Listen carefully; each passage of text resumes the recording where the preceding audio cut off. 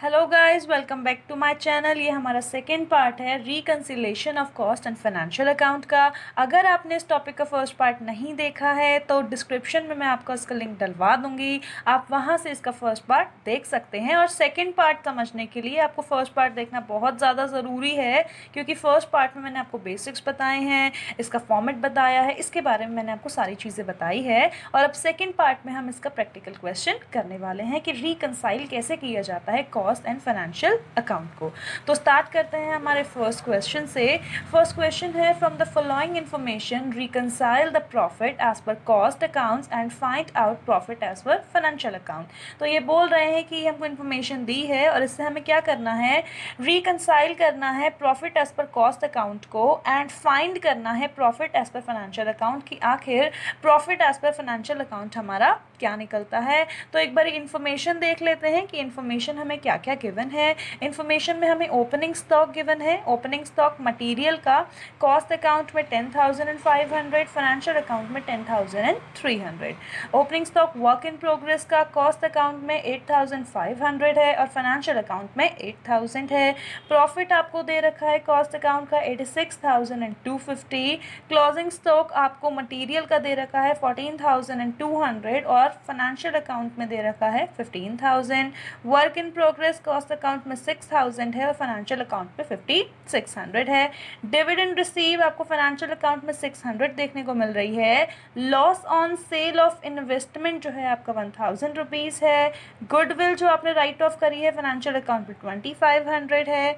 Overhead incurred financial account में आपके 4,000 है, जबकि ओवरहेड जो एब्जॉर्ब्ड हुए हैं वो 38,500। मीन्स फाइनेंशियल अकाउंट में जो खर्चा हुआ है वो 40,000 का है और कॉस्ट अकाउंट में जो उन्होंने एब्जॉर्ब किया है लिखा है वो 38,500 है। प्रिलिमिनरी एक्सपेंसेस जो हमने राइट ऑफ किए हैं वो 3,000 है। ये सारी की सारी आपको इन्फॉर्मेशन है। अब इस सारी की सारी इन्फॉर्मेशन से हम अपने फाइनेंशियल अकाउंट के प्रॉफिट को फाइंड आउट करेंगे और कॉस्ट अकाउंट को रिकंसाइल करेंगे। चलिए, तो क्वेश्चन स्टार्ट करने से पहले मैं आपको एक बात बता देती हूँ, क्योंकि बहुत से बच्चों को इस चीज़ में बहुत ज़्यादा प्रॉब्लम होती है कि हमें क्या चीज़ ऐड करनी है, क्या चीज़ लेस करनी है। और बच्चों ने मेरे से पूछा भी था कि इसका कोई शॉर्ट ट्रिक बताइए, तो एक शॉर्ट ट्रिक मैं आपको बता रही हूँ। अगर आप वो चीज़ लर्न कर सकते हैं कि क्या आपको ऐड करना है, क्या लेस करना है, तो वो तो आपके लिए बहुत ही अच्छी बात है। लेकिन अगर आपको उस चीज़ को लर्न करने में कुछ प्रॉब्लम है तो आप इस शॉर्ट ट्रिक के ज़रिए भी इसे याद रख सकते हैं। तो देखिए, शॉर्ट ट्रिक क्या है। अगर आपके पास ओपनिंग स्टॉक गिवन है, अगर हम ओपनिंग स्टॉक की बात करते हैं या फिर हम लॉस की बात करते हैं या फिर हम किसी एक्सपेंस की बात करते हैं, अगर हम ओपनिंग स्टॉक की, लॉस की या फिर किसी एक्सपेंस की बात करते हैं, तो ओपनिंग स्टॉक, लॉस या एक्सपेंस अगर अंडर वैल्यूड हो जाता है, अंडर वैल्यूड या अंडर चार्ज हो जाता है तो उसको हम माइनस कर देते हैं। और अगर ओवर वैल्यूड या ओवर चार्ज हो जाता है, ओवर वैल्यूड या ओवर चार्ज हो जाता है तो हम उसको प्लस कर देते हैं। तो ओपनिंग स्टॉक, लॉस और expense under, minus, over, plus. Under valued या अंडर चार्ज है तो माइनस, ओवर वैल्यूड या ओवर चार्ज है तो प्लस। वहीं अगर हम opening stock, closing stock, profit या फिर किसी इनकम की बात करते हैं, क्लोजिंग स्टॉक, प्रॉफिट या फिर इनकम की बात करते हैं, तो अगर ये क्लोजिंग स्टॉक, प्रॉफिट या इनकम अगर ओवर वैल्यूड है, ओवर वैल्यूड है तो आप इसमें क्या करेंगे, ओवर वैल्यूड में माइनस करेंगे और अंडर वैल्यूड में प्लस करेंगे। इसमें आपको ओवर वैल्यूड में माइनस करना है और अंडर वैल्यूड में प्लस करना है। तो ओपनिंग स्टॉक हो, लॉस हो या एक्सपेंस हो, अंडर वैल्यूड में माइनस और ओवर वैल्यूड में प्लस। तो क्लोजिंग स्टॉक हो, प्रॉफिट हो या इनकम हो, ओवर वैल्यूड में माइनस और अंडर वैल्यूड में आपको प्लस करना है। अब देखिए, ये आपको किस केस में करना है, ये जो चीज़ आपको करनी है, ये जो चीज़ आपको करनी है, ये अगर आपको दिया हुआ है एज पर फाइनेंशियल अकाउंट, अगर आपको दिया हुआ है profit as per cost account दिया हुआ है, profit as per cost account दिया हुआ है, या फिर दिया हुआ है आपको loss as per cost account, loss as per financial account, loss as per financial account. तो अगर आपको दो चीज़ें गिवन है, profit as per cost account और loss as per financial account, तो आपको ये करना है। ओपनिंग लॉस एक्सपेंस में ओवर प्लस और अंडर माइनस, क्लोजिंग प्रॉफिट और इनकम में अंडर प्लस और ओवर माइनस। ये चीज़ आप लर्न कर लीजिए। अगर आपको गिवन है loss as per cost account, या फिर profit as per financial account, तो आप क्या करेंगे? अगर हमें गिवन है loss as per cost account या फिर profit as per financial account, तो हमें क्या करना है? तो हमें इसका उल्टा कर देना है। जो हमने यहाँ पे किया है हमें उसका रिवर्स कर देना है। मीन्स अगर आपको ओपनिंग स्टॉक गिवन है, अगर आपको लॉस गिवन है, अगर आपको एक्सपेंस गिवन है, in case of opening stock loss and expense, हमें क्या करना है? हमें ओवर चार्ज या ओवर वैल्यूड को माइनस करना है और अंडर चार्ज या अंडर वैल्यूड को हमें प्लस करना है। ओवर चार्ज या ओवर वैल्यूड को आप माइनस करेंगे, अंडर चार्ज या अंडर वैल्यूड को आप प्लस करेंगे। वहीं पे अगर हम बात करते हैं क्लोजिंग स्टॉक की, प्रॉफिट की या फिर इनकम की, क्लोजिंग स्टॉक, प्रॉफिट या फिर इनकम, तो हमें क्या करना है? हमें ओवर वैल्यूड को यहाँ पर प्लस करना है और अंडर वैल्यूड को यहाँ पर हमें माइनस करना है।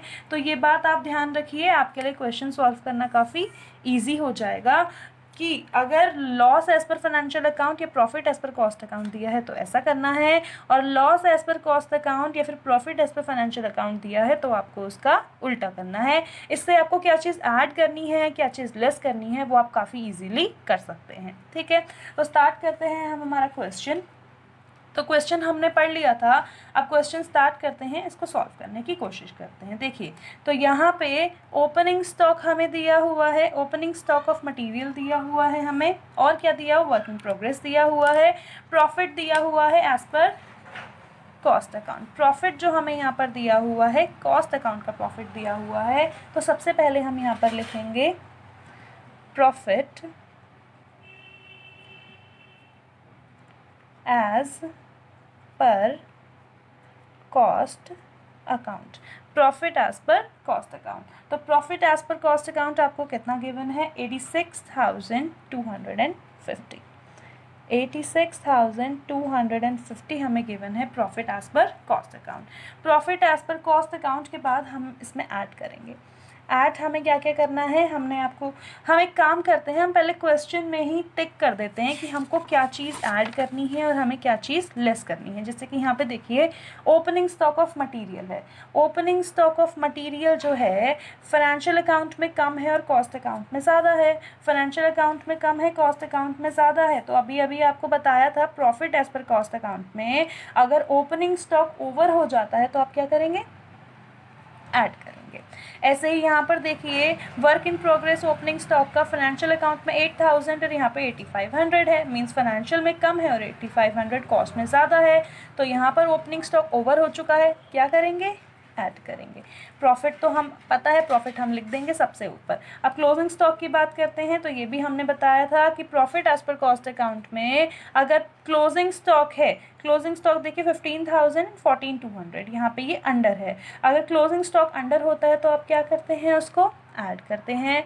और वर्क इन प्रोग्रेस 5,600 है और ये 6,000 है, मीन्स ये ओवर है। अगर क्लोजिंग स्टॉक ओवर हो जाता है तो आप उसको क्या कर देते हैं? माइनस कर देते हैं। वही डिविडेंड रिसीव हम देखते हैं, डिविडेंड जो हमें रिसीव हो रहा है, दिस इज अवर इनकम, ये हमारी इनकम है। इनकम हमें फाइनेंशियल अकाउंट में लिखी है, हमने कॉस्ट अकाउंट में नहीं लिखी है। इट मीन्स क्या है? इनकम आपकी कॉस्ट अकाउंट में अंडर हो चुकी है, कॉस्ट अकाउंट में नहीं लिखी है तो अंडर वैल्यूड है। अंडर वैल्यूड है तो आप इसको क्या कर दीजिए? ऐड कर दीजिए। ऐसे ही loss on sale of investment, investment आपने सेल करी, उसमें आपको नुकसान हो गया है। इन्वेस्टमेंट सेल करने में नुकसान हो गया है, फाइनेंशियल अकाउंट में हमने लिखा है लेकिन कॉस्ट अकाउंट में हमने नहीं लिखा है। इसका मतलब अंडर चार्ज है आपकी कॉस्ट अकाउंट। अगर कॉस्ट अकाउंट लॉस के केस में अंडर चार्ज होती है तो उसको हम क्या करते हैं? उसको हम माइनस करते हैं। ऐसे ही गुडविल राइट ऑफ हो गई है, लॉस है, फाइनेंशियल अकाउंट में लिखा है लेकिन कॉस्ट अकाउंट में नहीं लिखा है, इसका मतलब कॉस्ट अकाउंट अंडर चार्ज है। लॉस के केस में कॉस्ट अकाउंट अंडर चार्ज है, इसका मतलब आपको क्या करना है? माइनस करना है।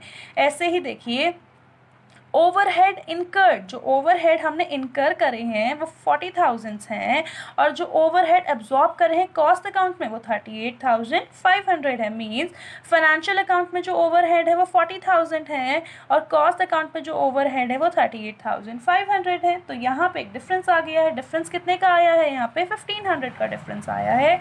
इसका मतलब जो कॉस्ट अकाउंट है वहाँ पे जो खर्चे हुए हैं वो आपके अंडर चार्ज हैं, मीन्स यहाँ पे कम लिखे हैं, अंडर चार्ज हैं, कम लिखे हैं। तो आप क्या कर दीजिए, 1500 को यहाँ पर माइनस कर दीजिए। कितना माइनस करेंगे? इन दोनों के डिफरेंस को, क्योंकि फाइनेंशियल अकाउंट में 40,000 लिखा है और कॉस्ट अकाउंट में 38,500 लिखा है। तो कितना नहीं लिखा है? 1500 नहीं लिखा है।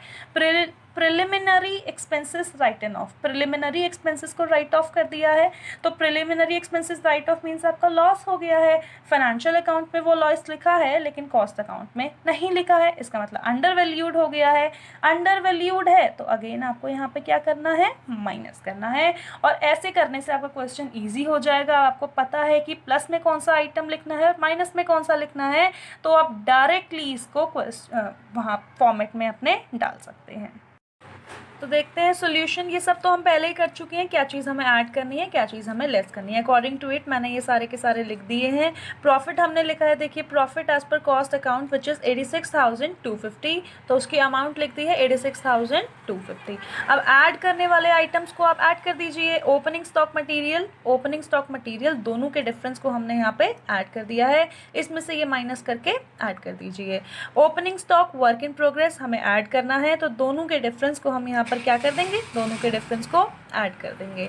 उसके बाद हमें और क्या ऐड करना है? तो क्लोजिंग स्टॉक मटेरियल का क्लोजिंग स्टॉक दोनों का ही डिफरेंस हमें लेस ऐड करना है, तो दोनों के ही डिफरेंस को हम यहाँ पर ऐड कर देंगे। और उसके बाद हमें ऐड करना है डिविडेंड रिसीव्ड यहाँ पर हम लिख देंगे 600। ये सारे के सारे आइटम, इसके अलावा और कुछ भी ऐड का नहीं है, बाकी सारे के सारे हमारे पास लेस के हैं, मीन्स ऐड के आइटम्स खत्म हो चुके हैं। तो सारे के सारे आइटम्स का टोटल किया और यहाँ पे हमने उसका सब टोटल लिख के इन दोनों को ऐड कर दिया। 86,250 ऐड कर दिया 2100, इन सब को ऐड करके आपका 2100 आया था। ठीक है, तो ये आपका आ गया है। अब हमें आइटम्स जो लेस करने हैं उनमें भी हमने टिक लगाया था, यहाँ पे कुछ भी नहीं है ऐसा। ये सारे के सारे आइटम्स हमको लेस करने हैं, तो वन बाय वन हम इनको लिखेंगे। Closing stock of work in progress दोनों के ही डिफरेंस को लेस कर दीजिए, यहाँ पे लिख दिया है। उसके बाद आपने क्या करना है? Loss on sale of investment less करना है 1000 रुपीज़, तो loss on sale of investment 1000 rupees less कर दीजिए। गुडविल राइटन ऑफ 2500 का लेस करना है, तो गुडविल राइटन ऑफ 2500 से लेस कर दीजिए। ओवरहेड इनकर्ड जो है आपका 40,000 है और ओवरहेड एब्जॉर्ब जो है आपका 38,500 है। इन दोनों के डिफरेंस को आपको क्या करना है? माइनस करना है। तो ओवरहेड अंडर एब्जॉर्ब, क्योंकि अंडर एब्जॉर्ब्ड है, कम है यहाँ पर, तो दोनों को ही आप क्या कर देंगे? माइनस कर देंगे। प्रिलिमिनरी एक्सपेंसेस राइटन ऑफ आपको माइनस करना है, तो प्रिलिमिनरी एक्सपेंसेस राइटन ऑफ हमने माइनस कर दिया। इन सब का टोटल हम इस टोटल में से माइनस कर देंगे। 88,350 में से 8400 हमने माइनस कर दिया और यहाँ पे आपका आंसर आया 87,950 which is profit as per financial account. तो इस तरीके से हमने स्टेटमेंट को रिकंसाइल कर दिया है और हमारा profit as per financial account आ चुका है। अब इसके बाद हम देखते हैं हमारा सेकेंड क्वेश्चन। चलिए, तो सेकंड क्वेश्चन, फर्स्ट क्वेश्चन जो था हमारा वो profit as per cost account का था, इसलिए सेकंड क्वेश्चन हमने loss as per cost account का ले लिया है, ताकि आप एक बारी दोनों ही चीज़ों को देख ले कि प्रॉफिट और लॉस में कैसे कैसे आपको ट्रीटमेंट करना है। तो क्वेश्चन देखते हैं। A manufacturing company disclose a net loss of 3,47,000 as per their cost account for the year ended March 31, 2012। एक मैन्युफैक्चरिंग कंपनी है और उसने डिस्क्लोज किया है अपना नेट लॉस 3,47,000 का as per their cost account, अपने कॉस्ट अकाउंट के accordingly. The financial account, however, disclosed a net loss of 5,10,000। देखिए, तो कॉस्ट अकाउंट में जो लॉस है वो आपका 3,47,000 का है और वही अगर हम फाइनेंशियल अकाउंट की बात करते हैं तो फाइनेंशियल अकाउंट में जो लॉस है वो 5,10,000 का है। दोनों का ही जो लॉस है वो अलग अलग है, इसलिए हमें क्या करना पड़ेगा? इसे रिकंसाइल करना पड़ेगा। तो prepare a statement showing reconciliation between the figure of net loss as per cost account and financial account. तो हमें क्या करना है, रिकंसिलिएशन करना है कॉस्ट अकाउंट और फाइनेंशियल अकाउंट के नेट लॉस को। तो सबसे पहले हम इन्फॉर्मेशन देख लेते हैं कि हमें क्या क्या इन्फॉर्मेशन यहाँ पर गिवन है। देखिए, फैक्ट्री ओवरहेड अंडर एब्जॉर्ब 40,000 के हैं। जो फैक्ट्री ओवरहेड्स हैं वो आपको कितने दे रखे हैं, 40,000 के दे रखे हैं। एडमिनिस्ट्रेशन ओवरहेड, जो हमें एडमिनिस्ट्रेशन ओवरहेड दे रखे हैं, ओवर एब्जॉर्ब्ड हैं, वो कितने के हैं आपके, 60,000 के हैं। Depreciation charge in financial account, जो डेप्रिसिएशन हमने चार्ज करना है फाइनेंशियल अकाउंट में, वो कितना है आपका, 325 का है। और जो डेप्रिसिएशन चार्ज हमने किया है कॉस्ट अकाउंट में, वो कितना है, 275 का। तो फाइनेंशियल अकाउंट का depreciation 325 and depreciation in cost account is 2,75,000। Interest on investment not included in cost account, interest और इन्वेस्टमेंट जो कॉस्ट अकाउंट में नहीं लिखा है, 96,000 का है। इनकम टैक्स प्रोवाइडेड, जो इनकम टैक्स हमने पे किया है, वो 54,000 का है। Interest on loan funds in financial account देखते हैं, तो इंटरेस्ट ऑन लोन फंड्स कितना है, 2,45,000 का है। Transfer fee credited in financial book, transfer fee जो फाइनेंशियल बुक में हमें मिली है, ऐड हुई है, 24,000 है। Store adjustment credited in financial book, ये भी फाइनेंशियल बुक में ऐड हुआ है, 14,000 का अमाउंट है इसका। और डिविडेंड जो हमें मिला है वो 32,000 का है। ये सारी की सारी इन्फॉर्मेशन हमने देख ली है। अब हम देखते हैं कि इसके अकॉर्डिंग हमें कॉस्ट और फाइनेंशियल अकाउंट के लॉस को कैसे रिकंसाइल करना है। तो गाइस, क्वेश्चन का सोल्यूशन करने से पहले हम ये देख लेते हैं कि हमें कौन से आइटम्स को ऐड करना है और कौन से आइटम्स को लेस करना है। इससे क्या होगा कि क्वेश्चन हम डायरेक्ट फिर लिखना ही होगा, हमें पता है कि ऐड कौन सा करना है, लेस कौन सा करना है। तो ऐड वाले में ऐड के आइटम और सब्ट्रैक्ट वाले में सब्ट्रैक्ट के आइटम हमें लिखने होंगे। जैसा कि हमने देखा था, फर्स्ट क्वेश्चन जो था वो profit as per cost account था, लेकिन ये जो क्वेश्चन है ये loss as per cost account का है। मैंने आपको इनकी शॉर्ट ट्रिक बताई थी कि अगर आपको profit as per cost account दिया हो या loss as per cost account दिया हो तो आपको क्या करना है। अगर आपको मेरा ये वीडियो पसंद आए तो आप प्लीज़ इस वीडियो को लाइक कीजिएगा, मेरे चैनल को सब्सक्राइब कीजिएगा। और फर्दर वीडियोस भी मैं आपके लिए लेके आऊँगी। जो भी आपको प्रॉब्लम हो आप वो मुझे बता सकते हैं, मैं उस टॉपिक पे भी आपके लिए वीडियोस लेकर आऊँगी। तो सबसे पहले हम देखते हैं कि हमें ऐड या लेस कौन से आइटम्स को करना है। सबसे ऊपर लिखा है फैक्ट्री ओवरहेड अंडर एब्जॉर्ब। जो फैक्ट्री का ओवरहेड है, फैक्ट्री का खर्चा है, वो अंडर एब्जॉर्ब्ड है। तो देखिए, हमने आपको बताया था यहाँ पे loss as per cost account में देखते हैं। Loss as per cost account में हमने आपको बताया था अगर खर्चे, अगर एक्सपेंसेस अंडर हो जाएं तो उन्हें क्या करना है, ऐड। तो खर्चा जो है अंडर एब्जॉर्ब्ड है तो उसे क्या कर दीजिए, आप ऐड कर दीजिए। तो इस एक्सपेंस को हम क्या कर देंगे, इस एक्सपेंस को हम ऐड कर देंगे। ऐसे ही एडमिनिस्ट्रेशन ओवरहेड, ये भी एक खर्चा है, ये ओवर एब्जॉर्ब्ड है। तो अगर खर्चा आपका ओवर एब्जॉर्ब्ड है तो आपको उसको क्या करना है, आपको उसे माइनस करना है। देखिए, अगर आपका कोई भी एक्सपेंस ओवर एब्जॉर्ब्ड होता है तो आपको उसे क्या करना है, माइनस करना है। तो इसे आप क्या कर देंगे, इसे आप माइनस कर देंगे। ऐसे ही हम यहाँ पे देखते हैं depreciation charge, depreciation charge in financial account है 3,25,000, वही depreciation charge in cost account है 2,75,000। तो यहाँ पे डिफरेंस है, डेप्रिसिएशन जो फाइनेंशियल अकाउंट में है वो 3,25,000 का है और डेप्रिसिएशन जो कॉस्ट अकाउंट में है वो आपका कितने का है, 2,75,000 का। देखिए, डेप्रिसिएशन क्या है, एक हमारा खर्चा ही तो है, और यहाँ पे जो खर्चा है फाइनेंशियल में ज़्यादा है, कॉस्ट में कम है। इसका मतलब खर्चा अंडर एब्जॉर्ब्ड है, जो आपका खर्चा है वो अंडर एब्जॉर्ब्ड है। तो इन दोनों के डिफरेंस को आपको क्या करना होगा, इन दोनों के डिफरेंस को आपको करना होगा ऐड, क्योंकि अगर एक्सपेंस अंडर एब्जॉर्ब्ड है तो आप उसे क्या करेंगे, ऐड करेंगे।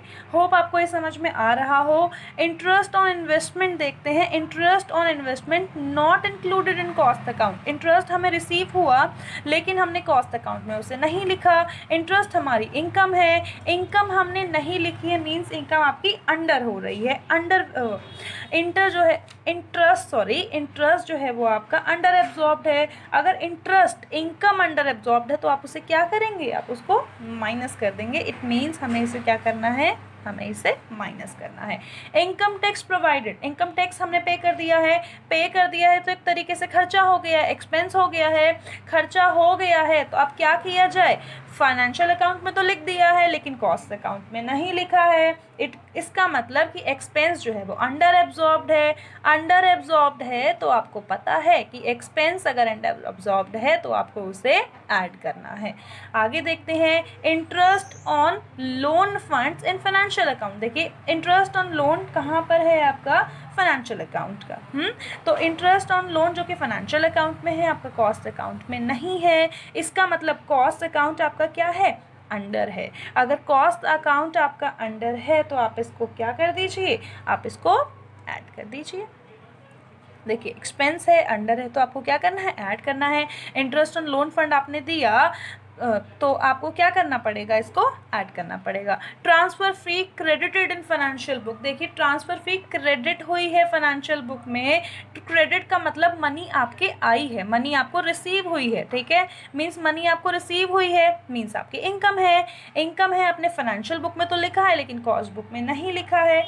कॉस्ट बुक आपकी अंडर वैल्यूड है, तो कॉस्ट बुक अंडर वैल्यूड है तो क्या कर दीजिए, माइनस कर दीजिए। ऐसे ही यहाँ पे देखते हैं, stores adjustment credited in financial book. Stores adjustment credit करी है फाइनेंशियल बुक में, क्रेडिट का मतलब मनी रिसीव हुई है। मनी रिसीव हुई है आपने कॉस्ट बुक में, इसकी कोई एडजस्टमेंट नहीं करी है। इनकम है मीन्स कॉस्ट बुक आपकी अंडर वैल्यूड है तो आप क्या कर दीजिए, इसको भी आपको माइनस करना है, इसको भी आप माइनस कर दीजिए।